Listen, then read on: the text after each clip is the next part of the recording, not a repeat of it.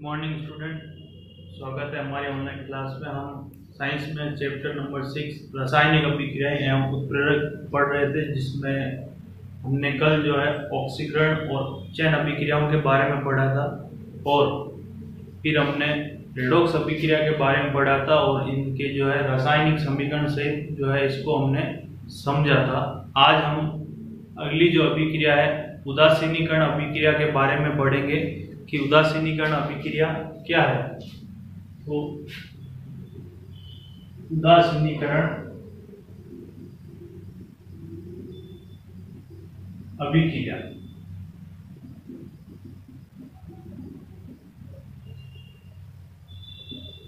इस अभिक्रिया के बारे में हमने चैप्टर नंबर 5 में पढ़ा था कि अम्ल और क्षार आपस में क्रिया करके लवण और जल का निर्माण करते हैं, इसे उदासीनीकरण अभिक्रिया कहा जाता है।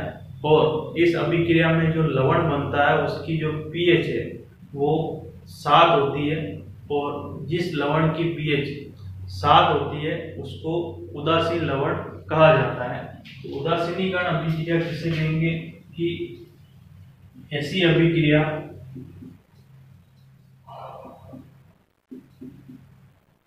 जिसमें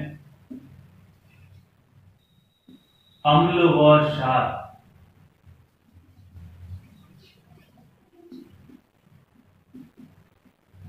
क्रिया करके लवण व जल का निर्माण करते हैं,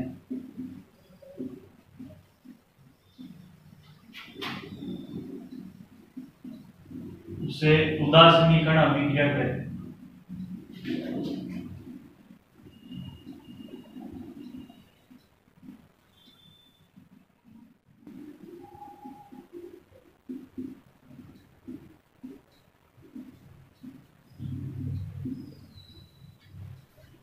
तो यहाँ पर अम्ल और क्षार आपस में क्रिया करते हैं और ये लवण और जल का निर्माण करते हैं। तो ये जो अभिक्रिया है इसको उदासीनीकरण अभिक्रिया कहा जाएगा। उदासीनीकरण अभिक्रिया में जो लवण बनता है यदि उसकी पीएच अगर 7 है तो उसको उदासीन लवण कहा जाएगा। ये निर्भर करता है कि हम यहाँ पर जो अम्ल और जो क्षार ले रहे हैं वो किस प्रकार के हैं, कि यदि वो प्रबल अम्ल है या दुर्बल अम्ल है, प्रबल क्षार है या दुर्बल क्षार है। इस आधार पर उदासीनीकरण अभिक्रिया को 3 भागों में बांटा गया है, यानी उदासीनीकरण अभिक्रिया 3 प्रकार की है। सबसे पहले कि यहाँ पर जो अम्ल और क्षार अगर दोनों प्रबल हो, प्रबल अम्ल और प्रबल क्षार यदि दोनों प्रबल हो तो बनने वाला जो लवण है वो उदासीन लवण होगा और साथ में जल का निर्माण होता है। कि जैसे इसका जो उदाहरण है प्रबल अम्ल के रूप में यहाँ पर हम HCl लेंगे और प्रबल क्षार के रूप में NaOH, हाइड्रोक्लोरिक अम्ल और सोडियम हाइड्रोक्साइड। तो इन दोनों की अभिक्रिया से जो लवण बनेगा NaCl और साथ में जल का निर्माण होगा।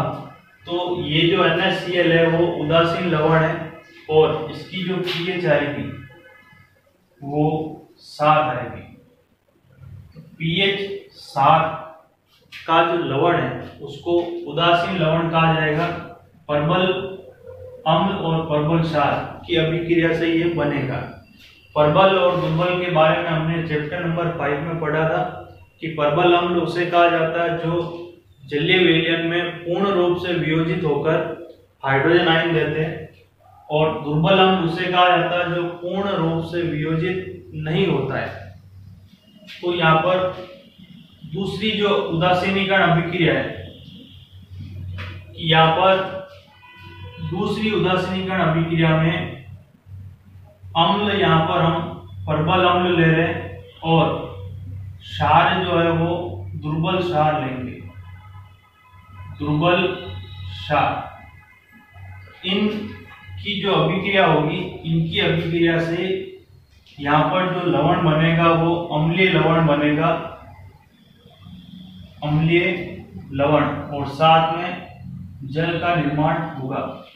इसका जो उदाहरण है कि परबल अम्ल के रूप में हाइड्रोक्लोरिक अम्ल लेते हैं और दुर्बल क्षार के रूप में NH4OH अमोनियम हाइड्रोक्साइड लेंगे। इन दोनों की जो रासायनिक अभिक्रिया होगी उससे जो लवण बनेगा NH4Cl और साथ में जल का निर्माण होगा। तो ये जो लवण है NH4Cl ये अम्लीय लवण है और इसकी जो pH है वो 7 से कम होगी। इसका कारण यह है कि इसकी pH 7 से कम होने का कारण यह है कि यहाँ पर अम्ल जो है वो परबल है, और परबल अम्ल उसे कहा जाता है जो जलीय विलयन में अपने जो है सभी हाइड्रोजन आयन जो है इससे वियोजित हो जाते हैं, यानी सभी हाइड्रोजन आयन अलग हो जाएंगे।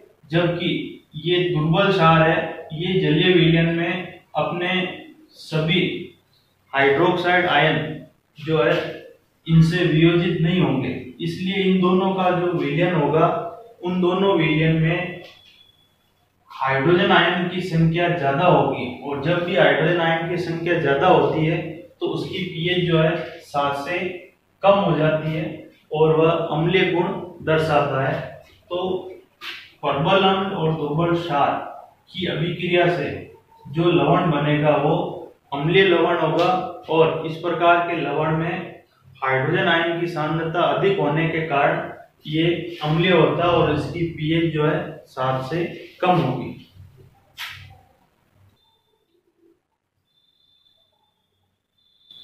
तीसरी प्रकार की जो उदासीनीकरण अभिक्रिया है उसमें हम अम्ल जो है वो दुर्बल अम्ल काम में लेंगे, दुर्बल अम्ल, और क्षार जो है वो परबल क्षार काम में लेंगे, परबल क्षार। तो यहाँ पर क्षार परबल है, इसलिए यहाँ पर इस जो अभिक्रिया होगी यहाँ पर जो लवण बनेगा वो क्षारीय लवण होगा और साथ में जल का निर्माण होगा।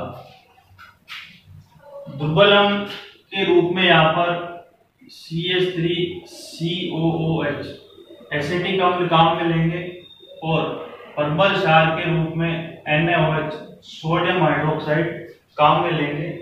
इन दोनों की जो रासायनिक अभिक्रिया होगी उससे जो लवण बनेगा, लवण होगा CH3COONA और साथ में जल का निर्माण होगा। तो ये जो लवण है ये क्षारीय लवण है और इसकी pH जो है 7 से अधिक होगी, और ये क्षारीय प्रकृति का होगा। एग्जाम में इनसे संबंधित प्रश्न पूछे जाते हैं कि दुर्बल अम्ल और परबल क्षार की अभिक्रिया करवाने पर बनने वाला जो लवण है वो क्षारीय क्यों होता है। तो इसका कारण यह है कि यहाँ पर हम जो है अम्ल जो है दुर्बल ले रहे हैं, और दुर्बल अम्ल जो है जलीय विलयन में पूर्ण रूप से आयनित नहीं होता, यानी ये इसको जब पानी में डाला जाएगा तो ये इस प्रकार से आयनित हो जाता है, ये अपने हाइड्रोजन आयन इससे जो है अलग हो जाते हैं।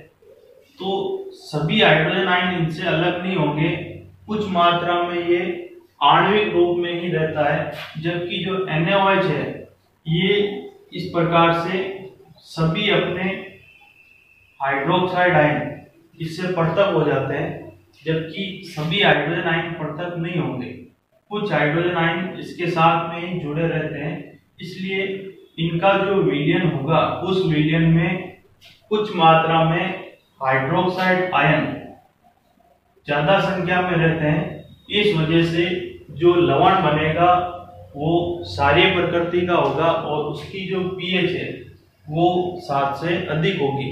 तो ये 3 प्रकार की उदासीनीकरण अभिक्रिया है, जिसमें पहली जो उदासीनीकरण अभिक्रिया है जिसमें उदासीन लवण बनता है परबल अम्ल और परबल क्षार के बीच की अभिक्रिया है। दूसरी अभिक्रिया में हमने परबल अम्ल और दुर्बल क्षार लिया था जिसमें अम्लीय लवण का निर्माण होता है, और तीसरी अभिक्रिया में दुर्बल अम्ल और प्रबल क्षार जिससे बनने वाला जो लवण है वो क्षारीय लवण होता है और उसकी पीएच जो है 7 से अधिक होगी। तो ये 3 प्रकार की उदासीनीकरण अभिक्रियाएं हैं।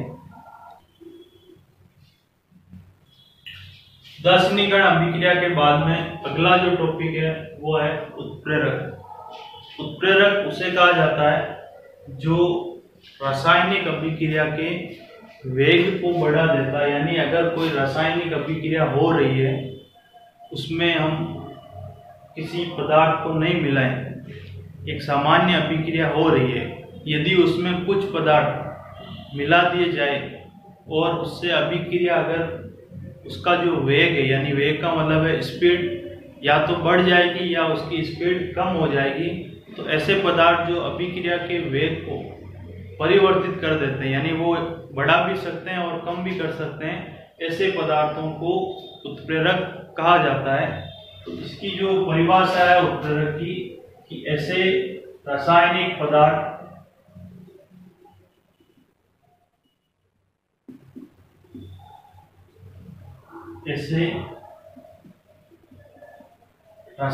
पदार्थ जो अभिक्रिया के वेग को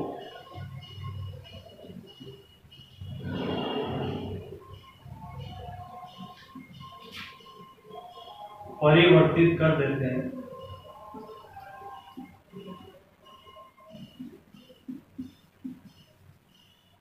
और स्वयं अपरिवर्तित रहते हैं।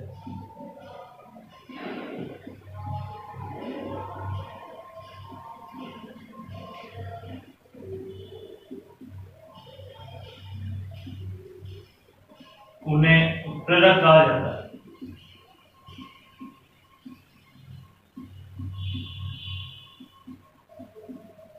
उत्प्रेरक जो है ये अभिक्रिया के वेग को परिवर्तित कर देते हैं, यानी उसके वेग को या तो बढ़ा देंगे या उसके वेग को कम कर देंगे, लेकिन इनमें खुद में कोई परिवर्तन नहीं होता है। यानी अभिक्रिया के अंत में ये हमें वापस उतनी ही मात्रा में वापस प्राप्त हो जाते हैं। ये अभिक्रिया में भाग नहीं लेते हैं, केवल अभिक्रिया के वेग को बदल देते हैं। ऐसे पदार्थों को उत्प्रेरक कहा जाता है। यहाँ पर उत्प्रेरक में एक उदाहरण है वनस्पति तेल। इसकी अभिक्रिया हाइड्रोजन गैस से करवाते हैं, यानी जो खाद्य तेल है जिसका उपयोग हम खाना बनाने में करते हैं, उसमें हाइड्रोजन गैस जब प्रवाहित की जाती है तो उससे वनस्पति घी का निर्माण होता है। वनस्पति घी यानी जिसको हम डालडा घी भी कहते हैं, तो डालडा घी का जो निर्माण है वो तेल के अंदर हाइड्रोजन गैस प्रवाहित करने पर वनस्पति घी का निर्माण होता है। अब यहाँ पर ये अभिक्रिया जो है सामान्य अवस्था में होगी, लेकिन यहाँ पर हम एक पदार्थ है निकल, यदि हम इसमें निकल मिला दें तो ये अभिक्रिया तेजी से संपन्न होने लगती है। तो यहाँ पर जो निकल है वो उत्प्रेरक का कार्य कर रहा है। तो इसमें जो है कई बार एग्जाम में प्रश्न पूछा जाता है, वनस्पति तेल से वनस्पति घी की जो रासायनिक अभिक्रिया है उसमें कौन सा उत्प्रेरक काम में लिया जाता है। तो उत्प्रेरक जो है वो है निकल उत्प्रेरक। इसके पश्चात उत्प्रेरक को 2 अवस्था में बांटा गया है। भौतिक अवस्था के आधार पर, भौतिक अवस्था के आधार पर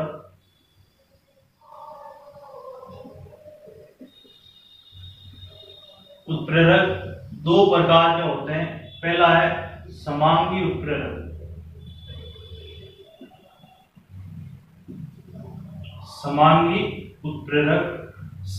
उत्प्रेरक में क्या है कि जैसे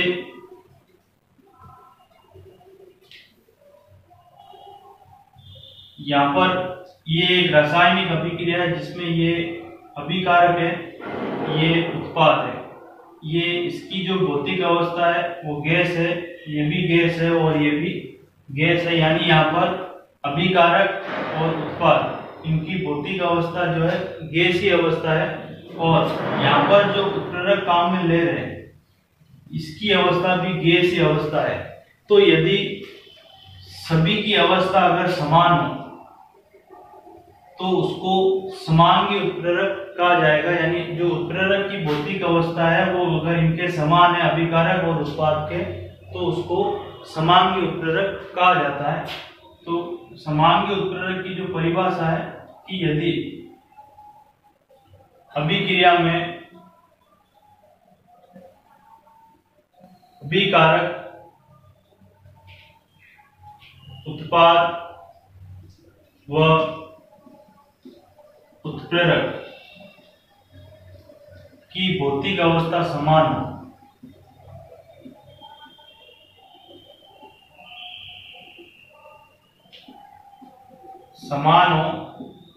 तो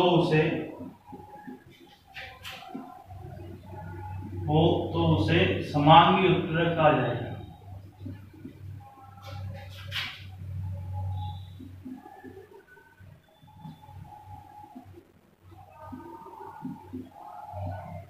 और यदि उत्प्रेरक की भौतिक अवस्था अभिकारक और उत्पाद से अलग हो तो उसको विषमांगी उत्प्रेरक कहा जाता है।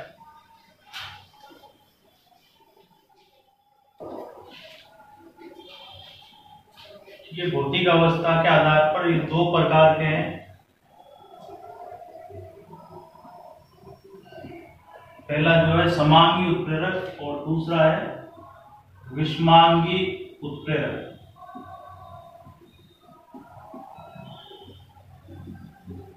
विषमांगी उत्प्रेरक में भौतिक अवस्था जो है, जैसे रासायनिक अभिक्रिया है, ये नाइट्रोजन गैस है, ये हाइड्रोजन गैस है, ये अभिक्रिया करके अमोनिया गैस बना रहे हैं, ये भी गैस है। यानी यहाँ पर अभिकारक और उत्पाद की भौतिक अवस्था समान है, लेकिन यहाँ पर जो उत्प्रेरक काम में ले रहे हैं उसकी जो भौतिक अवस्था है वो अलग है, ये ठोस है, तो इसकी जो भौतिक अवस्था है वो इनसे अलग है। तो जब उत्प्रेरक की भौतिक अवस्था अलग हो तो ऐसे उत्प्रेरक को विषमांगी उत्प्रेरक कहा जाता है। कि यदि अभिक्रिया में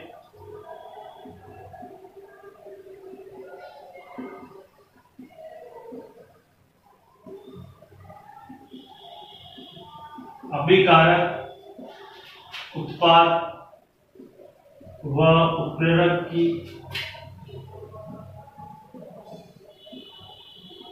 भौतिक अवस्था अलग हो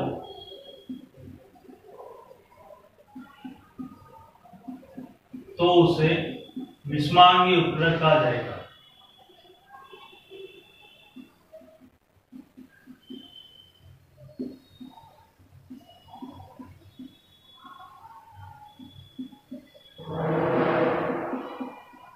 अवस्था के आधार पर दो प्रकार के उत्प्रेरक होते हैं, समांगी और विषमांगी उत्प्रेरक। ठीक है।